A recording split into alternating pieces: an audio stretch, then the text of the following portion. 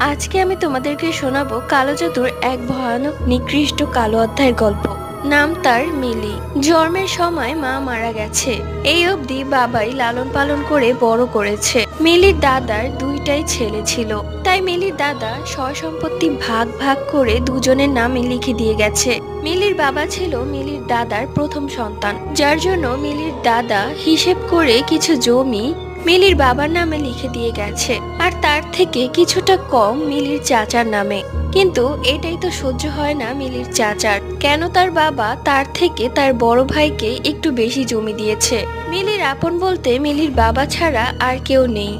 মিলির বয়স 15 বছর। একদিন সন্ধ্যায় হঠাৎই মিলির বাবা রক্ত বমি করতে থাকে। মিলি বুঝে উঠতে পারে না তার বাবার সাথে হঠাৎ করে কি হলো। যাই হোক, মিলি তার বাবাকে একজন ডাক্তারের কাছে নিয়ে যায়, কিন্তু ডাক্তার পরীক্ষা নিরীক্ষা করেও কোনো রোগ ধরা পড়ে না। পরবর্তী গল্প।